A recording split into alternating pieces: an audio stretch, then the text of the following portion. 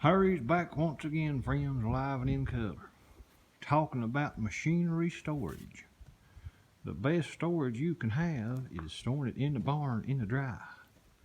Good barn or good tool shed. That's the only way she will last.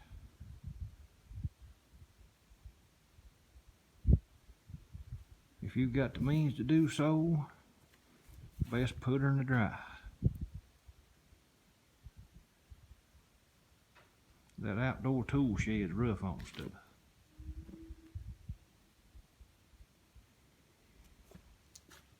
It's tight, but Harry got everything in here pretty well. That's life, anything. Y'all have a good evening.